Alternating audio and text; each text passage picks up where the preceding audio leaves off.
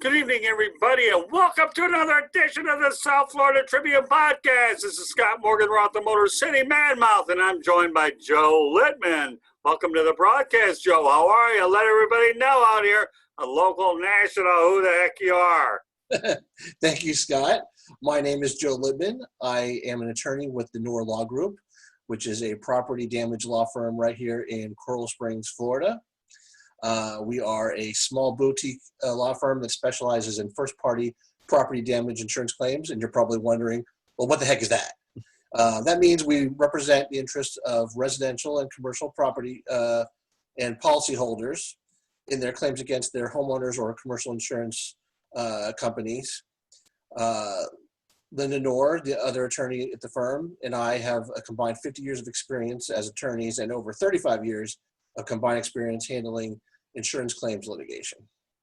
And what I would like to do here before we have questions and answers is just to give you a little background of why someone might want to choose to hire a lawyer to help them with a property damage insurance claim, and some tips on what you should do after a claim, and actually what you should really do before you even have a claim, because there's some things that you really should start looking into doing before you even have a claim to report. So first, why hire a lawyer to help you with your property damage insurance claim? Well, it could be confusing and frustrating for some property owners to handle their own claim. Your insurance policy has all sorts of duties and conditions that you have to comply with before and after filing a complaint, and or a claim. And if you are not familiar with that process, it can be a little bit daunting, and some people don't really feel comfortable doing it themselves.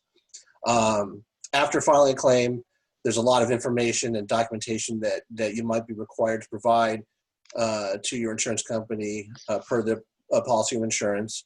And if this information and documentation is not provided properly and correctly and timely, it may affect your rights under the policy and the resolution of your claim.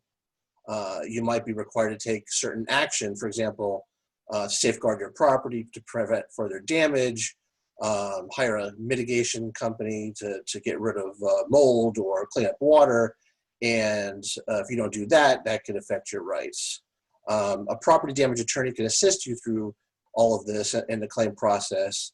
And if necessary, and you have to file a lawsuit against your insurance company, they could obviously help you with that too, and recover the insurance funds available under your policy of insurance that you need to rebuild your property back to its pre-loss condition.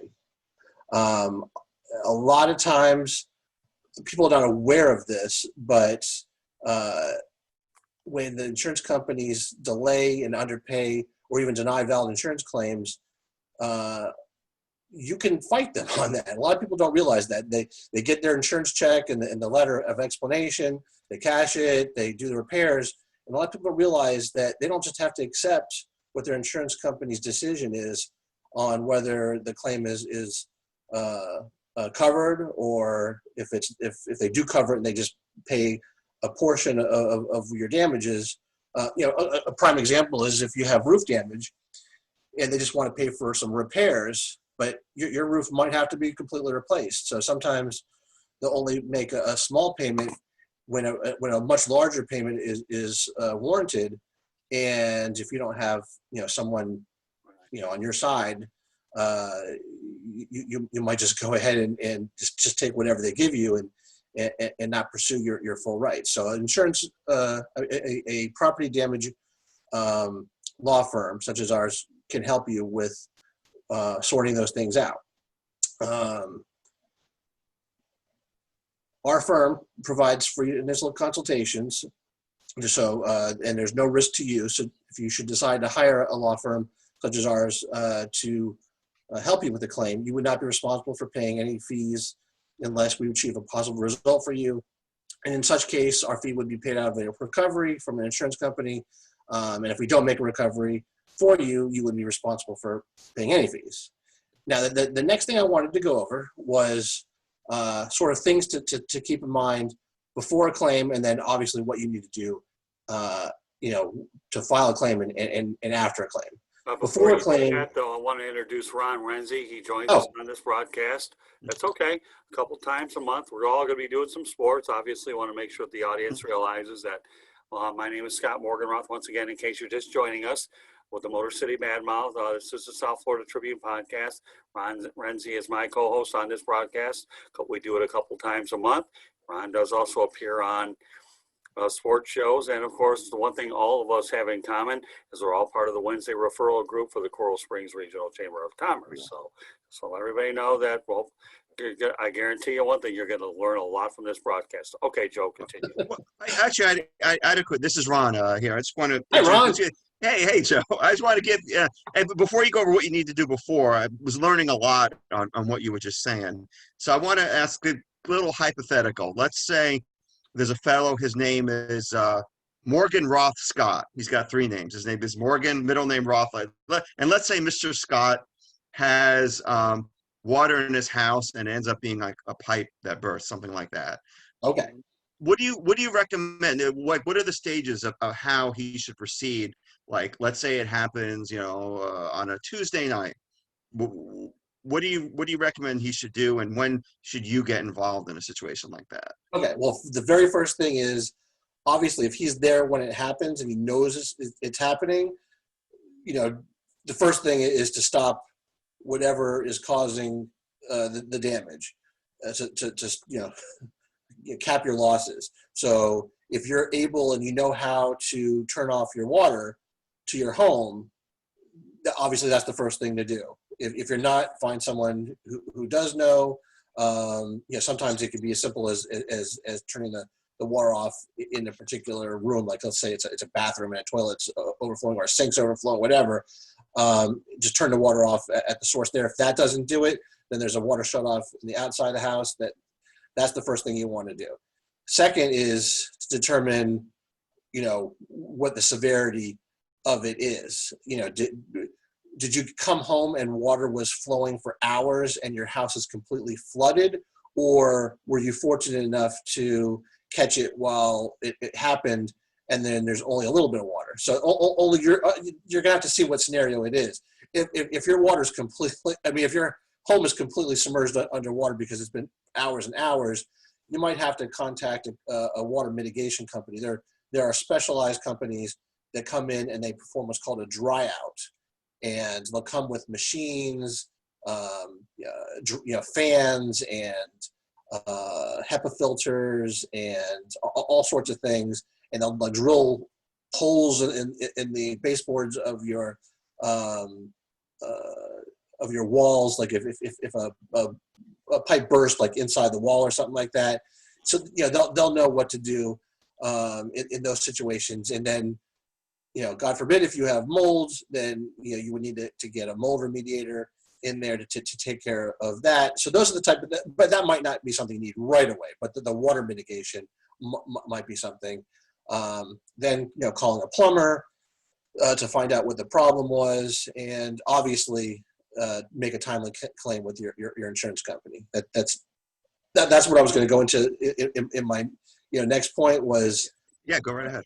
That's probably the most important thing from a claim perspective is making a timely claim, because the longer you wait, the more the insurance company will defend based upon there's provisions in the policy that require prompt notice, and sometimes people wait, they'll wait a week or 2 weeks or so, and the longer you wait, the more you give them an argument to say, we can't pay your claim because we were prejudiced in our investigation because we weren't able to see the damages timely. Another thing is, if you did have a burst water pipe and you call a plumber and they're going to fix it, it'd be best if the insurance company could come there and see what was damaged first. So if, like, for instance, you turn off the water, the problem's not happening anymore. If you can get your insurance company to come out and see what it's like, then that would be best, and then have your plumber fix it, rather than have your plumber fix it and then the insurance company comes out and they don't know what happened, and then you have to fight over what the cause was. If for some reason you do have to have your plumber come out first, make sure that they document everything, they take pictures of everything, and they save whatever like part if that's applicable. Sometimes they can, sometimes they can't. Sometimes it's behind a wall, and but those are the basic things that you would do, and then you submit your claim to the insurance company, and that it really depends on what they do to see what if you need to escalate things. I mean, if they underpay or deny or delay your claim, you might need somebody to help you and with the claim. If they come out and right on the spot they stroke you a check for all the money you could possibly need, then you're good. But typically insurance companies don't do that, so that's why people wind up needing attorneys to help them with which the is claim. that's a good time to give you a call. So, Yeah. Joe, At that point. would you liken the way that you're compensated in terms of like a personal injury type of person where they get so much based on what they get paid, incentive wise? So for example, if you have a 60-40 split, that's how you get paid instead of asking up all that money up front if somebody doesn't have it. It's similar, but there's differences. Okay. There's actually a provision in the Florida statutes for insurance claims where the insurance company is required to pay attorney's fees if if an insured is successful in obtaining a recovery against them. So you can get your claim, your fees paid. Now that only works once you file a lawsuit. So for instance, if the insurance company is giving you a hassle and you haven't filed a suit yet, and you have to get an attorney involved prior to filing a claim, then an attorney would most likely have to take a percentage of the claim, just like a public adjuster would as well. Okay. Yeah, Joe, you were about to say, I guess all policies aren't created equal. So we're gonna. Is there something that we should look for in our policies when determining when we're buying insurance for our homes? Yeah, and that was the topic I was going to cover next with regard to what should be done before and after claim. Obviously, before a claim, you're not going to know when you're going to have a claim. Right. If it's like a burst water pipe. Right. If there's a hurricane coming, you might have some idea, okay, I better start preparing. Okay. But in any event, whether it's a water pipe or a hurricane, fire, what have you, no time. Now is a good time. Anytime's a good time to look over your policy and make sure you have the right amount of insurance. Because most people, they have insurance because their mortgage company makes them have insurance, and they call their agent and they get a policy, but not all policies are the same. One size does not fit all. Some policies have exclusions in them that others ones don't. I was just discussing this with Linda Nora of my firm. We both have a particular insurance company that caps their water damages at $10,000. And it's very, very easy if you have a burst water pipe to have damage that's more than $10,000. There are some companies that, if your house is over a certain age, won't include water damage coverage because they're concerned about the old, cast iron water pipes. So you really have to check your policy to see what it provides, not only in amounts of coverage, but what it excludes and what it covers, and what your deductibles are. I saw one policy today that I was shocked. The hurricane deductible was 10%, so the deductible was like $37,000. Wow. Most of them are about 2%. So a lot of people's, for average house, the deductible is somewhere between like $5,000 and $8,000. But $37,000 for an average house is quite, So don't just assume that when you're applying for a policy that what you're going to get is what you need, and read through it, because most people they get the declarations page that shows you what the amounts of coverage are, and then later on you might not actually get the policy. It might just be online. You might have to download it, but if you don't look at it, you could be you could be in for a shock if the unfortunate event happens that you have to make a claim, and then you find out that the coverage you have is either not, adequate, for your loss, or, something was not covered that should have been. And another thing is there are certain insurance companies that have a provision where they can do the repairs. They can opt to do the repairs for you, so you don't have a choice. And a lot of people probably don't realize this when they buy that policy. They just want to get the least expensive policy that they can. But if you're the type of person who wants to choose their own contractors and not have the insurance company choose the contractor for you, then that might not be the policy that you want. So that's just another example of what to look for when you're shopping for policies. And if you have a good insurance agent that you trust, then that they should be able to steer you right. Joe, you're talking about the different policies and the amounts of coverage. Is that determined by when you get quoted? Is that something that the mortgage company determines? Like, you get a policy and it says this is the amount you're covered to, say, your amount to rebuild or the amount interior, and sometimes you'll just be given in it. Yeah. How does that even come about? Well, I mean, an agent could tell you better, but from what I understand, I mean, obviously your mortgage company just wants their interest covered. But Right. From what I understand, most insurance company they have a algorithm, a system that calculates what your rebuilding costs will be, and they just go with that system tells them. And every company has a slightly different system. So if you get quotes from different companies, some will quote you based upon a certain coverage limit, and like I've had quotes that varied as much as $100,000. Really? Just Okay. because different companies have different algorithms. I mean, you definitely don't want to pay for more than what you need and be overinsured. But I'll tell you, it's better that than being underinsured. We had one client down in the Keys that unfortunately, after Hurricane Irma, that the insurance company paid out the full policy limits, and they didn't have enough to repair and rebuild their property because their coverage was too low.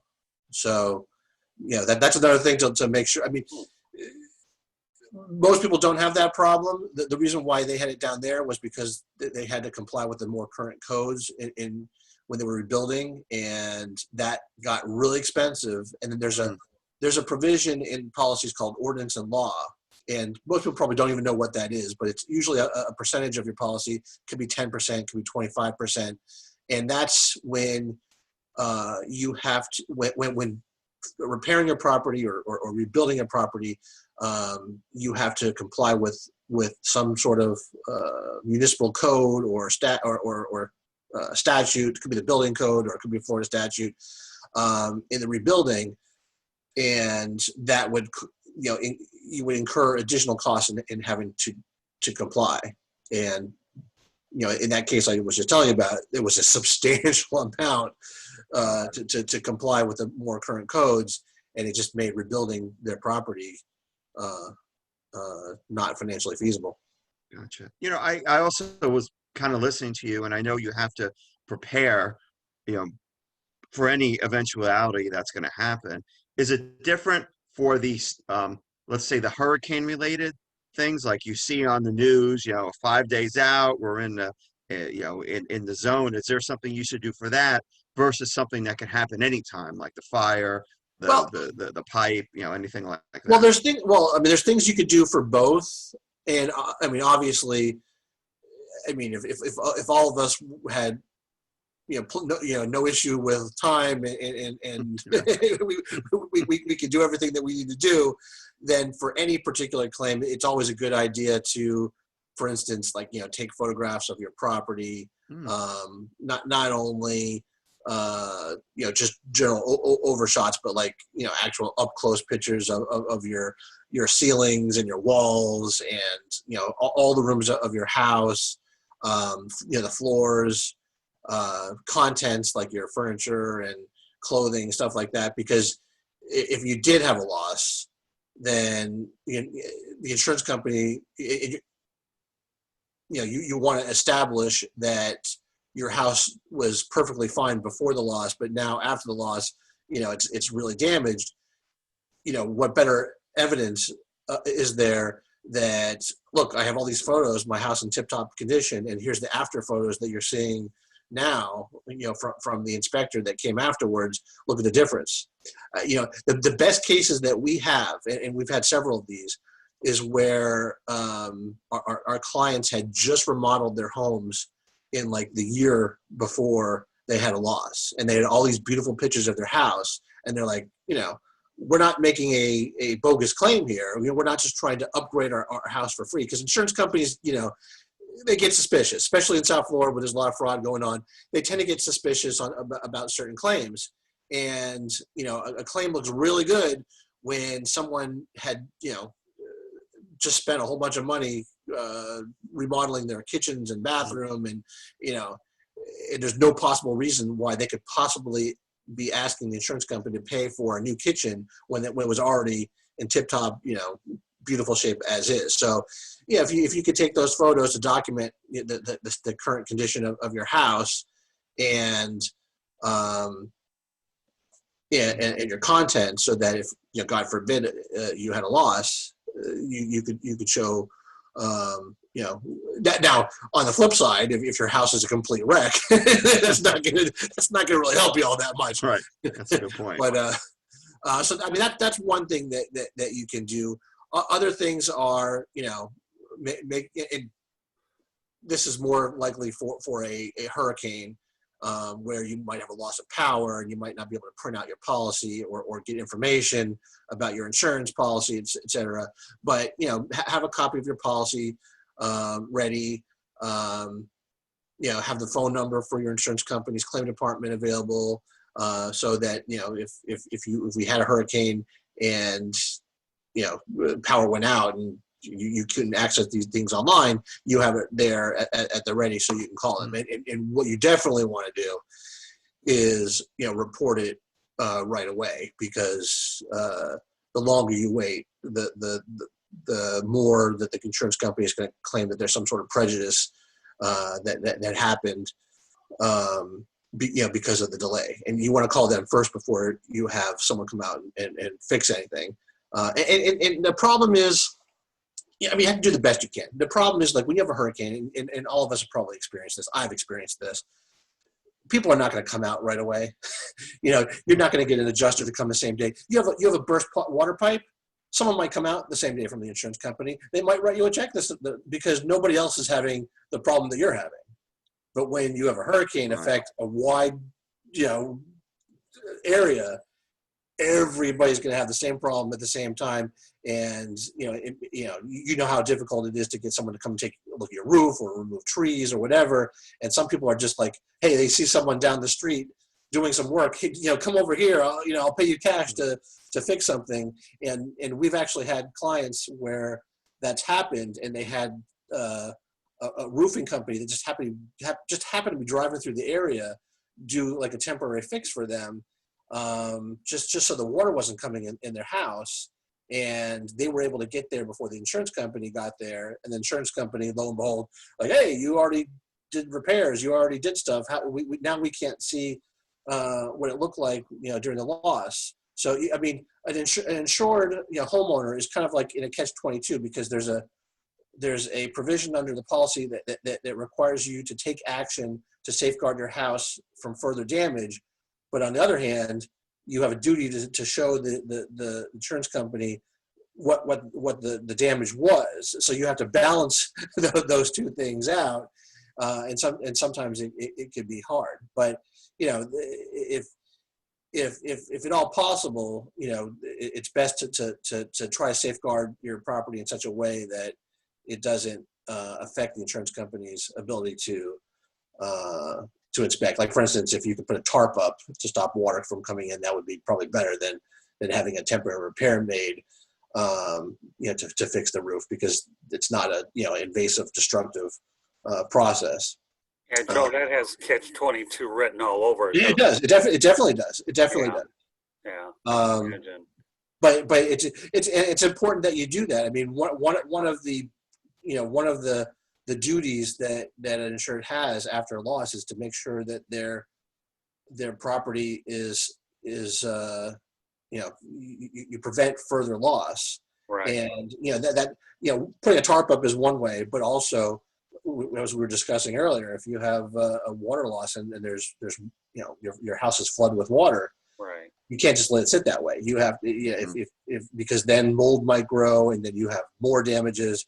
So the insurance company is expecting you to be doing what you need to do to to remediate and minimize your damages. well, you're trying to take a shortcut in some respects to try to minimize the damage on one end, but then you're in a catch-22, and then you wonder what you've got to do. I mean, you don't want any further damage to occur, because let's forget about not only just the walls, but what about the smell and a lot of the other medical conditions that could apply outside of just the physical appearance of the home? I mean, I don't know whether, I'm sure we'll probably touch on that just a little bit here today, but when we talk about the aesthetics of the house, structurability, and so forth. I had a cousin myself that had severe water damage out in North Dade County, and she finds herself dealing with the insurance companies, mold and water restorations, and she also has a place up in Asheville, North Carolina. So, and these processes do take quite a while. They don't resolve themselves overnight as much as we'd like to think they do. So yeah, they can. Continue on. You're on a roll. If you got me. Well, I just had a quite wonder if there's because what's just something on mind. If something, let's say it's a storm and you have damage, but maybe you're not really sure, because you're not, a lot of people aren't going to go on the roof after a storm. Or is it safe just to report if you even think there may be an issue, even though you're not sure yet? The funny thing is, I actually did that exact same thing. Really? A lot of people are probably, locally are probably aware that Hurricane Irma hit us just about 3 years ago. It was September 10th, 2017. Right. And it's too late for all you all now if you have Hurricane Irma damages to report it for the first time. But pursuant to Florida law, you have 3 years after a something like that happens, like a hurricane, to give your insurance company notice of your loss. Or if you've already given them notice of your loss and they've made some sort of payment and you need to reopen the claim and supplement the claim, you have 3 years from the date of loss to be able to do that. So the day before that 3-year deadline happened, I own a rental property, the house I used to live in, and my tenant calls me up and says, "Hey, the roof's leaking." And I'm like, "Oh, great." And there's no way I was going to be able to get somebody out there to take a look at it to see what the reason for it was and if it could possibly have been Hurricane Irma related, because we've had clients as recent as just before the 3-year deadline noticed for the first time that they had damage. I mean, it seems kind of odd, like, how do you not know before then? But like Scott said, you don't go up on your roof, or most people don't go up on the roof. They don't see the condition of it. Right. And there's a lot of people who had leaks in the months or years after Irma, and they were unsure. And we were able to send our an engineering firm that we've associated with. Well, we're not associated with them, but who's done work for us that we trust, because they've told us on many occasions after looking, no, we don't think that's an Irma claim. We don't think, that just looks like ordinarily wear and tear. So we know that when they give us an opinion, it's going to be a straight opinion. They're not just going to say anything that we send them to is going to be a valid claim. So, we have resources like that to tell us whether something like that, is a valid hurricane claim or not. So in my personal example, I had no idea. So just to be safe, I reported it, and I told them exactly that. I said, "Look, I had this damage, this water leak. I have no idea if it's hurricane related or not, but I just want to be safer than sorry." Now I can understand why some people might want to do that. They might feel that their insurance company's going to drop them if they do this. But the issue is, and we've had clients like this too as well, who have the same issue that I've had, where over the years they noticed that there was water leaks, and they didn't put two and two together and think this could be hurricane related, and they just hired someone to do the repairs. And 6 months or a year later, another leak, hired someone else to do the repairs. 6 months or a year later, finally somebody comes and says, hey, this is hurricane damage, after they've done two repairs already. And then they want to make a claim, and then the insurance company says, well, you've already made two repairs without telling us that you had a hurricane claim, and now it's been 2 or 3 years, and now you want to make one. That's a hard case to win. So yeah, if you think that you do have damage, you might want to strongly consider making the claim, rather than, because if you let it sit, that you might be sleeping on your rights to file suit. Okay. Or have your claim be paid. Good stuff. That's really interesting. Our listeners are listening and learning, because that's what this broadcast is all about. Listen and learn. Okay, I'm learning a bit. Continue on with some of your other points, Joe. Yeah. Okay, so yeah, I can't say enough. Report your claim timely. That's the big one. I talked about taking pictures before the loss. Take pictures after the loss as well. Now, if you have your claim reported, the insurance company is going to take their pictures anyway. So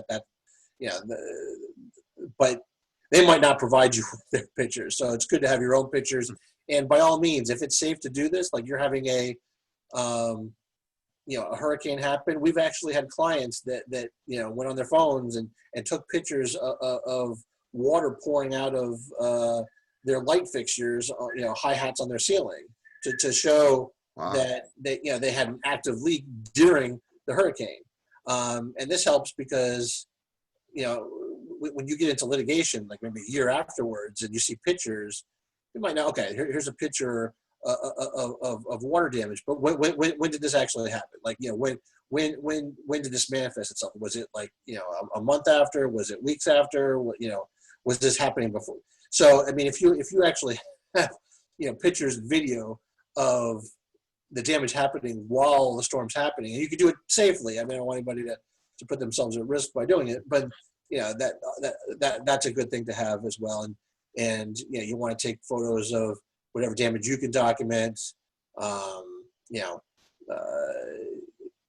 If you have content, especially contents, because you might want to, if everything gets flooded, like let's say you have a water loss, a burst water pipe, and your furniture gets ruined, or your clothes get ruined, or carpets, or whatever, you might want to get that stuff out of your house because you don't want it to get all moldy, or it just might be ruined and falling apart. To the extent that you can, I would try to keep it so the insurance company could see it. But for instance, let's say you have rugs and there's no way to salvage them, and you want to get rid of them, at least take pictures of them before you do so.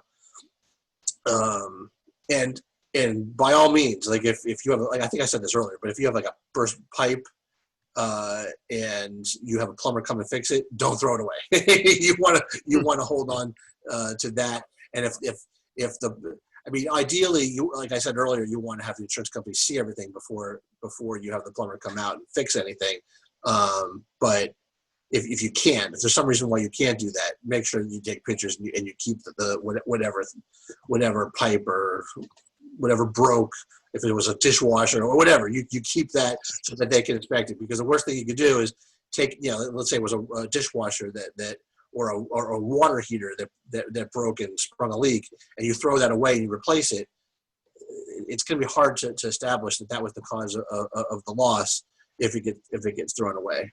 Well, with all due respect, you want to take as many pictures to be visual, but what about the use of videos too? At what point or how effective is one any more? Is one any better than the other? Videos or photos? Visual is the name of the game, anyways.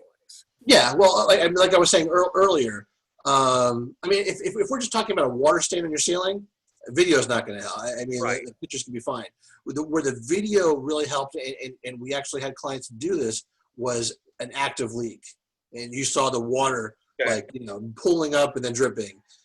You know, that's where the video, or you know, again, only if it's safe. Like if you're during a storm and there's impacts to your house, you know, from like debris, you know, happening, or if you just want to document the force of the storm. Of course, if you have shutters all around your house and you can't say anything, there's nothing you can do. But let's say you have impact windows, or you know, or you're a brave soul that opens your front door and videos it. Like, so, like I said, I don't recommend this, but you know, if you're going to go out there and do that anyway, it might not hurt to document, to show, you know, just how strong the winds were, because if you have an engineer come out, they'll find some way of getting information from the weather service regarding how strong the winds were. But yeah, if you have video showing, you know, trees getting knocked over because of the severity of the wind, that you know, that speaks volumes on that issue. So yeah, sure. Let's put it this way, it couldn't hurt.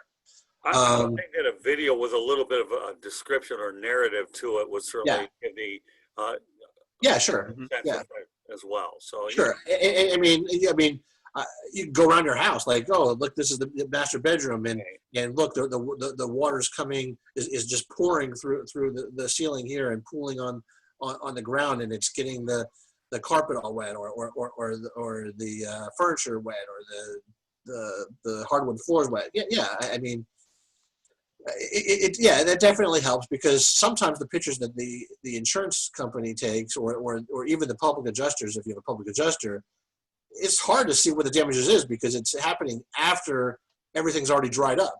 So there might be some stains or whatnot, but rarely are you going to see an inspection photo that shows water all over the place, just because by the time an inspector gets there, that's already been cleaned up. So yeah, it definitely couldn't hurt.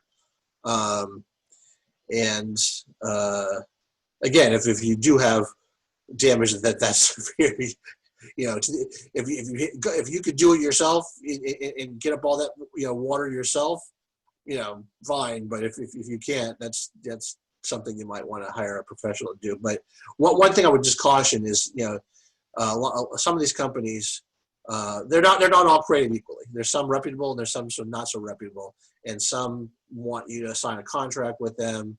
And I would just be careful with what you sign, because sometimes you can be signing your rights away to some of these companies and give them rights over your insurance claim, at least the portion of your insurance claim that pertains to the, you know, their services. And I've seen some situations where, you know, the insurance company is presented with a bill for, you know, $40,000-$50,000 for a water mitigation or a mold remediation or both, and the homeowner had no idea it was going to be that much money. And you know, so just be careful. Just be careful when you're entering those agreements. you do make a really good point, though. I like what you said about not throwing away any damaged property, keep it and doing it safely. That really, a lot of people would probably overlook such a point, wouldn't they? And take things for granted, wouldn't they? Well, a lot of the things I'm saying is just based upon my experience as an attorney with clients who've done these things, where they have thrown things away and they didn't have photos of it, and all they had was a checklist. You know, just so you know that if you do have property damage, when I say property damage, I mean contents, you know, personal property contents, like furniture, like clothing, electronics, you know, rugs, you know, I'm not talking about carpet that's fixed, but like, like Oriental rug or something like that. The insurance, if you have damage to any or all of those things, and you're going to claim those, the insurance company is going to give you a checklist, a personal property checklist form for you to fill out, so that you can say what the item was, you know, how much it's worth, how much it would cost to replace. And that's a very hard thing to fill out, you know, because a lot of times you might be guessing, like, okay, this is the, you know, antique dresser that my Aunt Mildred gave us, you know, 20 years ago. And how do you figure out how much that cost? Or, this is the TV I bought from Best Buy 3 years ago, whatever. You're going to have to go through and figure out like what it would cost. Now, if you go out and buy another TV, then it's easy. Okay, I bought the same type of TV, the same size, whatever. This is what it costs to replace. That's easy. But some things might not be so easy. So that's why documenting things like taking photos, and if you have information about certain things, like let's say you have a stamp collection, or you have antique train collection, whatever your hobby is, and like one of our clients had a train set from the 1950s that was valuable, and other memorabilia that was valuable. If that's the case, then you're going to have to prove that. So whatever documentation that you have to document what the value of those things, you're going to need that to establish your claim. Yeah, Ron made a great point on a previous broadcast, and I love what he did. When we talked about signing agreements, Ron, why don't you go over that and recap that a little bit, because we've done a lot of podcasts, but that's one everybody. Yeah, no problem.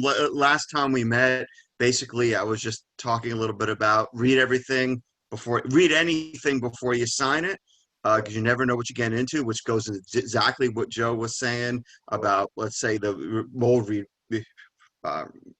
remediation. Thank you. Or anything like that, or water damage. So thank you for helping with the word. So yes, read everything before you sign it, and if you're really worried, hopefully get an attorney that you trust to read it for you. So thank you for bringing that up again. And Joe, kind of just to follow what you were saying, let's say you're a homeowner and you have, like you said, the train, unique things. Do you recommend people like prior get some kind of appraisal, whether it's for a painting or for certain art, so they can have something by, I know it costs a little money, but if you actually have something valuable, would that help down the road if you have an appraisal by a certified appraiser of whatever the item is? I guess it's something you have to weigh. Like if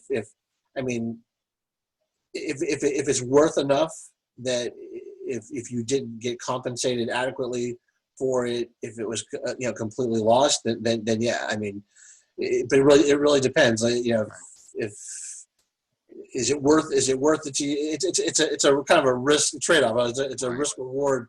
Like, how likely is this going to happen? I mean, do you want to go to the trouble of doing that all? But yeah, if you had a painting that's worth $100,000, and that's another thing to look into. It might not cover it. You have to make sure that your personal property and contents coverage will cover you for those things. And there's certain things you might need to have like a special rider for, because it might not be covered. I mean, most people have probably it's usually a function of what your policy limits are. So if you had a $500,000 policy and it was 25% of coverage A, then you know what exactly what your property damage, your personal property contents coverage is. But yeah, that's one of those things that you want to talk about with your agent to make sure that you are covered for those things. Like, for instance, like when my mom got covered, she had a grand piano, and she wanted to make sure that was covered if there was a loss. And she, when talking to her agent, she made sure that it was covered and she had enough coverage for that, and she had to increase her coverage accordingly. So yeah, that's one of the things that you might not think of. But if you do have some valuable property, you definitely do want to. You do want to, unless you're going to be able to safeguard that somehow, take it to a vault or something, and not have to worry about it. Which makes sense. And I guess you were talking about having pictures. I guess that makes sense, because let's say you have a TV and you make a claim on the TV, but if you have like the super duper, the new OLED and the super stuff that may be a lot more expensive, the insurance company's going to probably presume you don't have the latest and greatest, because people are looking out for scams, right? So if you have a picture of it, it's a lot better than saying, I had this great electronic system and I had 25 computers in my house and all this kind of stuff. They're not just going to buy it, right? I remember years ago, because I was down here during Hurricane Andrew, and a friend of mine who lived down in South Miami would tell me stories about in his neighborhood, there were people that were taking items like pianos and satellite dishes. And in those days, they had those satellite dishes that were like, like, yeah, the size of a king size bed, and they were dragging it from one yard to another yard and dragging the pianos from one house to the other house so that they could make claims on the stuff. And, scam insurance companies. So I mean, I don't know. I mean, if you have one of those OLED TVs in your house, and I don't know if you would need to have a picture of it. Like, as long as you're not going to throw it away before it gets replaced, I think you could probably look at the serial number and whatnot to find out what model it is and how much it costs. But yeah, I mean, certain things you would be able to, certain things you wouldn't. But like. Yeah, and your point is well taken. You definitely do want to document those things to the best that you can. And it's a simple matter of taking the photos. Now, there are certain things. I mean, TVs can be pretty easy to price out, for replacement. I mean, it doesn't have to be the exact thing, but one OLED TV is going to be pretty similar to another one, unless you have something specific about yours. But you could probably look up the pricing information on that. Other items might be a little bit more difficult, like you said with the art. I mean, that's going to be pretty specific to the item. So that's an issue where you might want to have it appraised if you're really worried about the particular item. Yeah, that makes sense. Well, and I had a question, which is probably what I think you may get into, but let's say you have a damage or for whatever, hurricane or pipe, and you can't live in the house while it's being repaired. What do you do? What happens next? How does that work? Okay. So you have to check your coverage under your policy, but most policies have a coverage what's called alternative living expenses or loss of use. It could be one or the other or both. And it's a percentage of what your coverage A limit is. It could be 10%, could be 25% again. And you want to see what the amounts are, but in most cases it's a sufficient amount for you to be able to stay at a hotel for a decent amount of time after the loss if the loss renders your home unfit. And different policies categorize that in different ways. I mean, I've had some insurance companies say your house is fit as long as you have you can use the kitchen and one of the bathrooms. Like, so for instance, if your house, the master bathroom isn't working, but one of the other bathrooms, your insurance company might consider that fit. But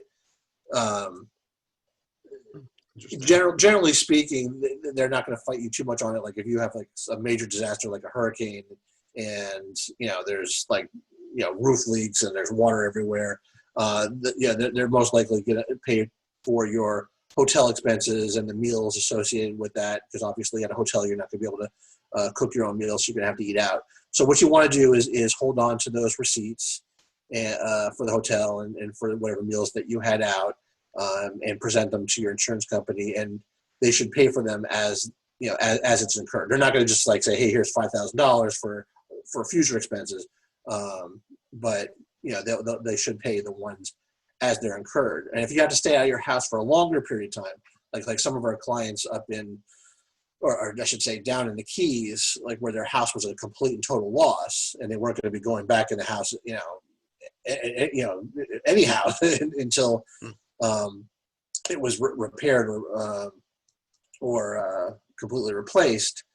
They got more permanent accommodations, they rented a place. So you might have a combination of a week or so stay at a hotel until you could find another place to live, and rent a place, and your insurance, would pay for that up to the policy limits.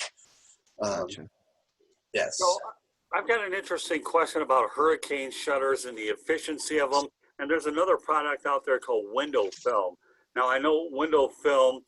What type of situations have you encountered, not only with shutters, whether they're accordions, panels, or whatever, and then there's another product out there called window film. I personally don't have any experience with the window film. I've heard people tell me about that product, and that it's from what they tell me, it's pretty much the same thing that's on the impact windows. I actually sold that product for a period of time, and it wasn't bad because it's designed to prevent shattering from the glass to try to get it in. But a lot of it has to do with installation as well.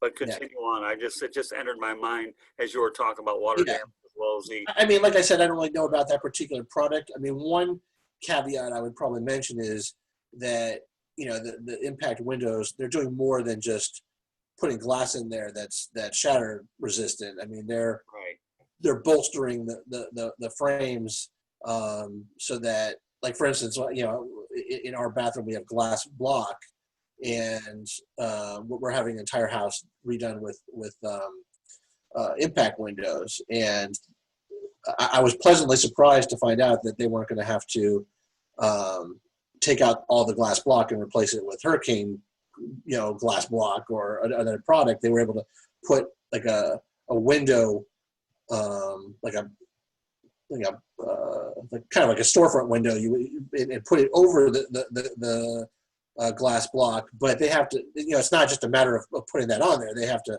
reinforce the areas around the glass to make sure that's also hurricane resistant as well. But again, I don't really know that much about the particular products. I could tell you though that just making your house secure with shutters and windows might not prevent all the damage that you could sustain. There is something called wind-driven rain, and I don't know if you've ever had this experience, but in a normal rain shower, rain's just going to come down like this. In a hurricane, it's going to be going sideways, and if you have any place in your windows or your walls that aren't waterproof, that water could potentially penetrate. And there are many insurance companies that limit their coverage to situations where the water enters your property through a opening. Really? They don't define what this opening is, but it's a peril-created opening, which they like to define as like a piece of flying debris hit your roof or a window or something, and the water came in because of that. Now, in a lot of situations, that's not what happens. A lot of times there's roof leaks. You don't see a big gaping hole in the roof because, a tree branch broke off and landed on the roof. Sometimes that happens, not always. Same thing with windows. Sometimes hurricanes, windows break and water comes in. Sometimes the water just goes through, places in the window where it's not completely secured, because sometimes the force of the wind, could create like temporary openings. Like, I don't know if you've ever seen these sliding glass doors like bow in extreme winds, but stuff like that happens. And it might lift up the tiles or shingles on your roof. It might, the water might penetrate through your masonry if it's not waterproofed. If you haven't had your home painted and waterproofed in many years, it might become porous. So a lot of people have issues like that, and then they come to find out that their insurance company doesn't want to pay on their claims because there wasn't that opening. And I always thought, like, wow, it's kind of ironic. People spend all this money on impact glass and or shutters and whatnot to secure their homes, so that debris doesn't come flying through their windows. And then what do they get for that? Water finds its way in some other way. We're not going to cover you. Now, having said that, we've been very successful in getting those claims paid, even though the insurance company raises those defenses. But still, it's just one of those things that the insurance companies use to defend themselves, and it's it's in the policy, so it's not like it's coming out of left field. That's a real interesting point, coming in from the side instead of the top, because a lot of times, and I've been in the home improvement business, so I have a little bit of background in that area. Right, you actually used to sell roofing material up in the Midwest, which is far different than what you have down here, obviously in the deep South where we're at. But regardless, a lot of it depends on how secure those roofs are and the wood underneath that, rotten wood. There's so many other different considerations. We could do 9 million broadcasts on all this kind of stuff. Yeah. But and we should. keep things in, we probably might at some point. We probably will. But when you keep things in perspective, Joe, the way you're talking about coming in from the sideways, we're talking about the windows, the roofs, the plywood underneath it, and I think a lot of people tend to take it for granted. If you don't have your homes painted and waterproofed, then you know what? There's other ways that most people would subconsciously not think about that would cause a lot of problems and could indeed become expensive, which validates everything that you've spoken about in this broadcast. Yeah. It really has. And I think the one thing we have to make sure that we get out of this broadcast is, even though we provided with you folks with a lot of information out there, you have to be able to really listen to this more than one time, because you're not going to get it all at one time. But so when you summarize this broadcast and what we have here, how would you put it all together to put a bow on this, Joe? Well, one, like you said, we're just scratching the surface of the various topics that you could discuss with, insurance readiness and preparedness and what to do after claims. That's true. This was, I said we haven't even talked about commercial. We'll have to have a whole show on commercial insurance. Sorry, Joe. I just was just popped in my head. And we got Ron's wheels turning. Come on, he's been hanging around me long enough where the man. Hey, okay.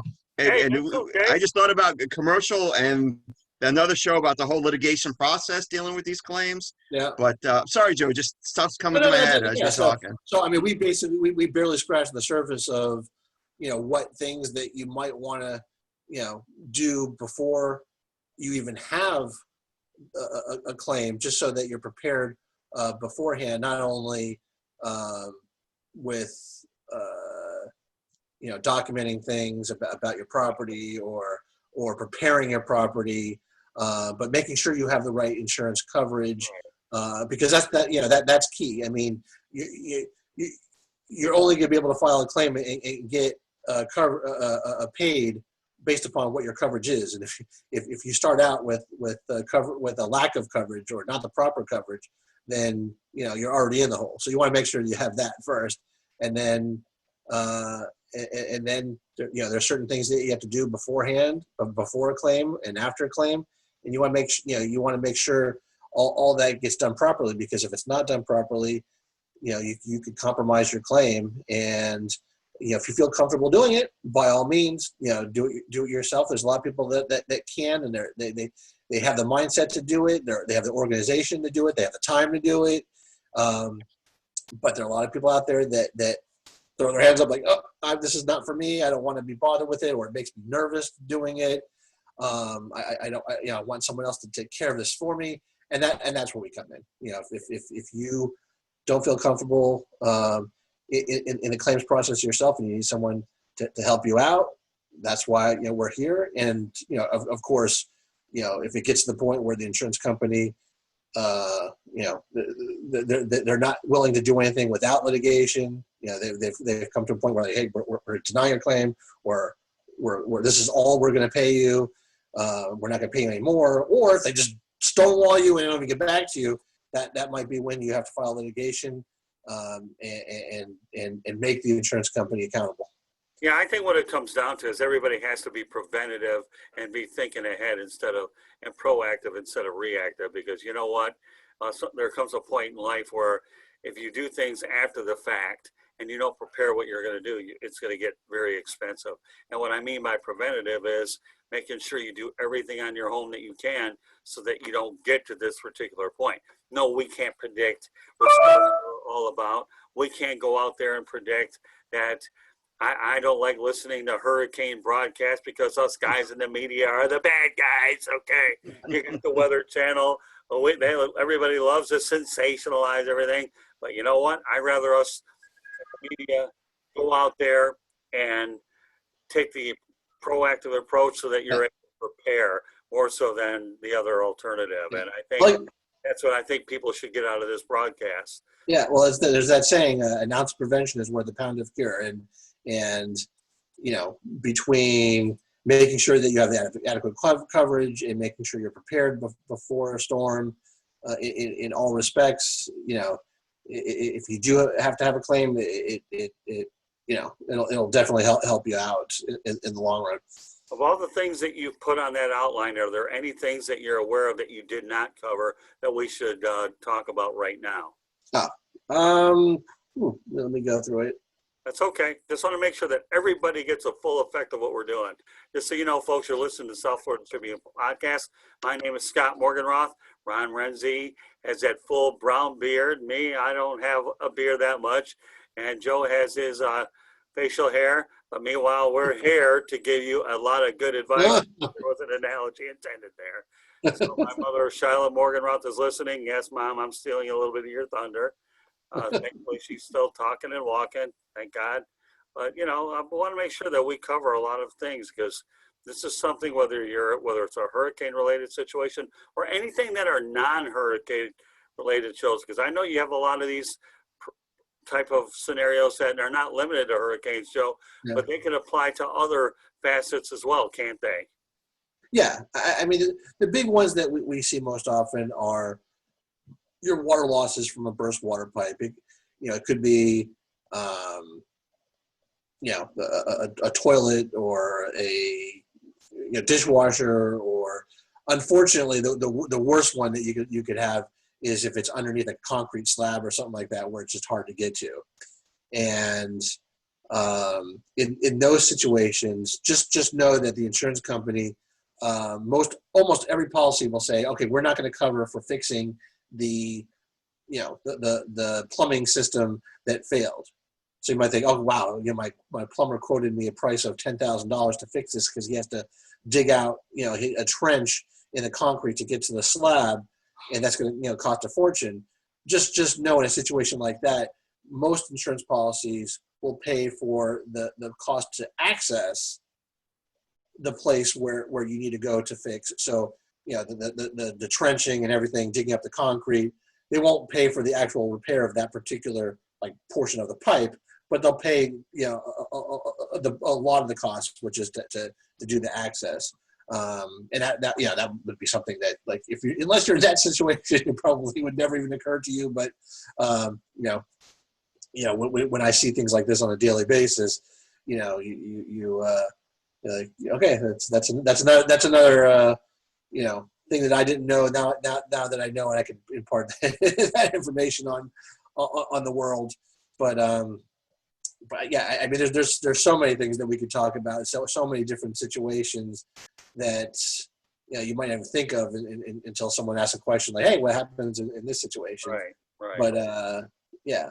But we don't have no 8-layer cake. We got an 888-layer cake, basically. So with that said, okay, Joe, are there any other points that you want to bring out? No, I think we hit on all the major points. Do you have any other questions? Well, actually, here's how we wrap this puppy up. You're going to let everybody know how they get a hold of you. Ron's going to do the same, and then I'm going to give us our information. So, Joe Littman, take it away. Let everybody know how they can get a hold of Joe Littman. We thank Joe Littman for being on the South Florida Tribune podcast. So, okay, well, thank you very much, Scott. And podcast is presented by Wahlberg and Renzy. Had to get that in there. Go ahead, Joe. Okay, so again, I'm Joe Littman with the Nor Law Group. We're right here in Coral Springs at 9900 West Semple Road, Suite 300. And actually, during this pandemic, we're working remotely, as I know Ron Renzy is.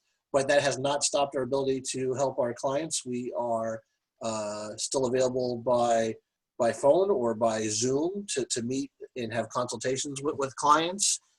We have hearings and mediations and depositions all by Zoom.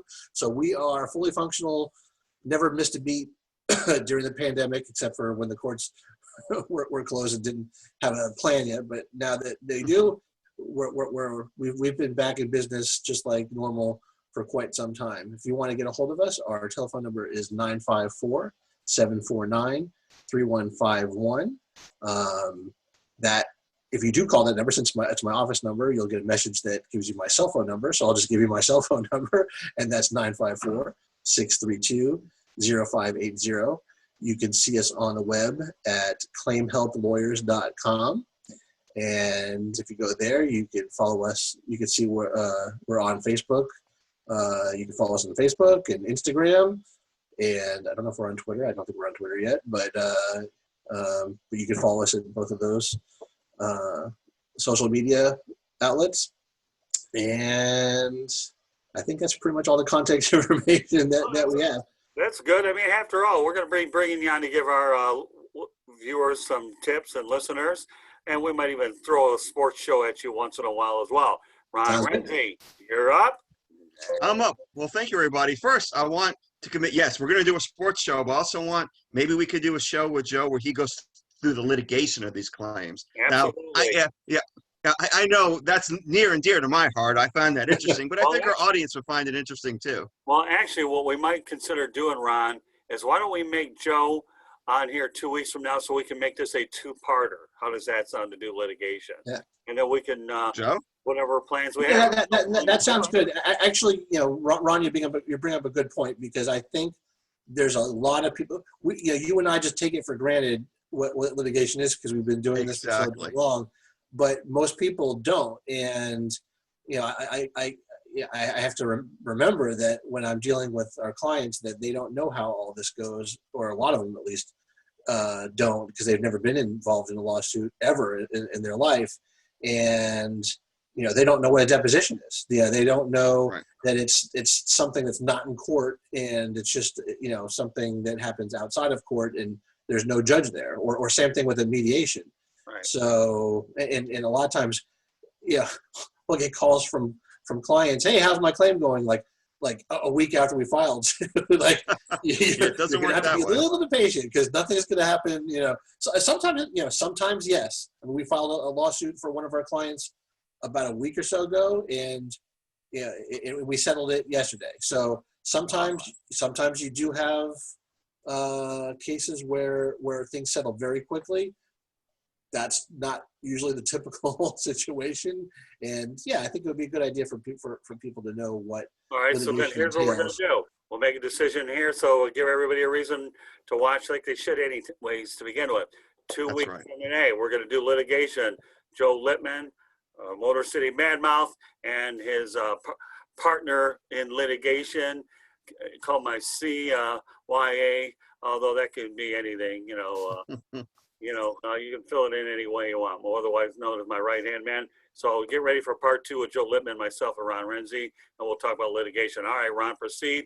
Let everybody know how they can get hold of you. I'll fast my way, talk my way to give us our Sure. Thank you, Scott. My name is Ron Renzy. My law firm is Wahlberg & Renzy, PA. We're also located in Coral Springs, Florida, literally probably across the street from Joe, actually. We're at 101 West Sample Road on the 3rd floor. Our number is 954-757-1212, www.wahlberg-renzy.com. You can follow us on Instagram, Twitter, and Facebook. And we practice in the area of appeals and some commercial litigation. Scott? Ron also is my legal advisor, helps me out when I have some questions. And we too are also located on Sample as well, right near Tavolino del Norte. So if you know where that is. Oh, you're right across the street from me. Yeah, we're all in the neighborhood, even though you guys are home. I'm not, can't be. But anyways, you are listening to South Florida Tribune Podcast. To listen to the audio portion of the broadcast, you can do so with Apple Podcasts, Spreaker, Spotify, iHeartRadio, Google Podcasts, or wherever you get your podcasts. If I talk too fast, like everybody tells me to do anyways, I'll give you an audio replay, all right? Apple Podcasts, Spreaker, Spotify, iHeartRadio, Google Podcasts, wherever you get your podcasts. Also, other social media information you should be aware of. You can follow us on Twitter at Tribune South. That's at Tribune South. You want to follow us on Facebook, Instagram? No problem. Since hockey playoffs are in full swing, you can do so at the South Florida Tribune. That's called the hat trick, because that hat trick leads us to the YouTube channel, for which you're looking at the broadcast, the visual part of it, and the audio I already mentioned. So subscribe to the South Florida Tribune YouTube channel. Then you get to look at all three of us and everybody else that is brave enough to go ahead and do this thing visually.